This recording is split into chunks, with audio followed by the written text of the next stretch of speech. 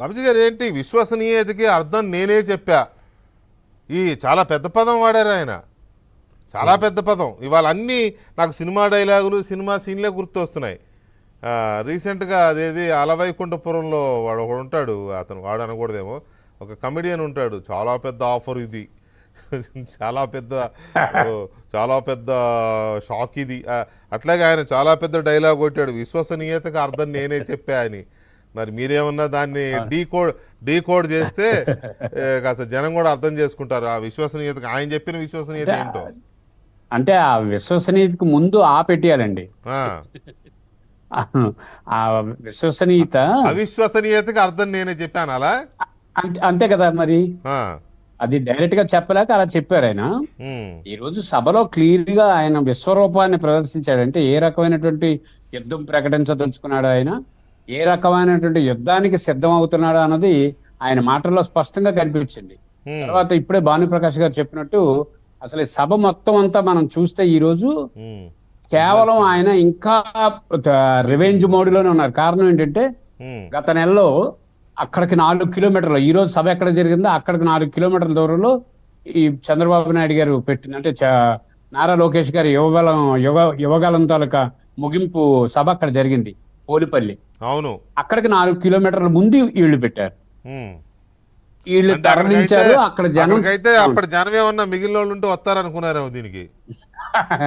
అయితే వీళ్ళు తరలించారు, వాళ్ళు తరలి వచ్చారు అక్కడి నుంచి అక్కడికి సభ. అంటే అక్కడే నేను కూడా పెట్టాను చూడండి అని చెప్పడానికి. అయితే మంచిదే సభ పెట్టుకోవడానికి చెప్పుకోవడానికి, కానీ ముఖ్యమంత్రి ఒక సమావేశానికి వస్తే ఆ సమావేశాన్ని రసాభాసా చేస్తారేమో అనే ఉద్దేశంతో పోలీసులు ప్రతిపక్ష పార్టీ నేతలందరినీ అరెస్ట్ చేయడం ఒక సభ. కానీ ఇది ఆయన యుద్ధానికి సిద్ధం అని చెప్పి సమరశంఖం ఊదడానికి వస్తుంటే ప్రతిపక్ష పార్టీ నేతలందరినీ హౌస్ అరెస్ట్ చేయడం అనేది చాలా విచిత్రంతో ఎవరి మీద సిద్ధం, ఇంకా దేనికి సిద్ధం, అది ఇంకా మీరు ఎక్కడ సిద్ధం, ఎవరి కోసం సిద్ధం, ఏం చేయాలని సిద్ధమో నాకు అర్థం కావట్లా. తర్వాత కొన్ని పెద్ద పెద్ద నేతలను ఏమైనా అరెస్ట్ చేశారా? భీమునిపట్నంలో వార్డు కౌన్సిలర్ని, సర్పంచుల్ని, తెలుగుదేశం పార్టీ నేతల్ని, వీళ్ళని అరెస్ట్ చేసింది. అంత అవసరం కూడా అక్కడ లేదు. ఆ తోవను వెళ్ళిపోయిన వాళ్ళు ఎవరు పట్టించుకునే పరిస్థితిలో లేరు. ఎందుకంటే అది పూర్తిగా ఒక రాజకీయ పార్టీకి జరుగుతున్నటువంటి సమావేశం. ఆ సమావేశానికి ఎందుకు అల్లరి పెడతాడు? ఇప్పుడు యుద్ధానికి సిద్ధమైపోతున్నప్పుడు తొడగొట్టి ఒకసారి మళ్ళీ వెనక్కి తిరిగి చూసుకోవడం, ఎవరున్నారా లేదా తొడగొట్టానని చెప్పి. అంత అవసరం లేదు జగన్మోహన్ రెడ్డి గారికి. తర్వాత మరొక విపరీతమైనటువంటి మాటలు ఏంటంటే, నేను అభిమన్యుని కాదు, నేను అర్జునుడిని. మీకు ఎవరు?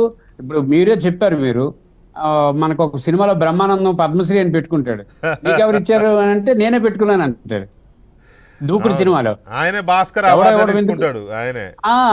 అది అదే ఆస్కార్కి భాస్కర్ అవార్డు అని చెప్పి ఆయన ఇచ్చుకుంటుంటాడు అత్తారింటికి దారేతిలో.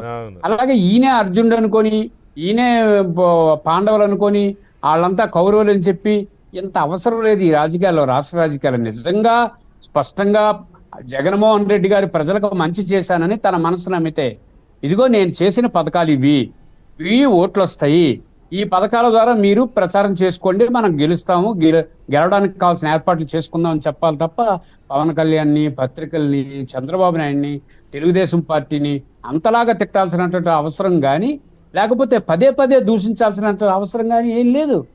చాలా ఉందాగా ఇగో నేను చెప్పే మాట తప్పను మడను తిప్పను అన్నాను, మద్యపాన నిషేధం చేస్తానన్నాను, చేశాను, మద్యపానం నిషేధం చేయకుండా నేను ఓట్లు అడగనని చెప్పాను, ఇదిగో మద్యపానం నిన్న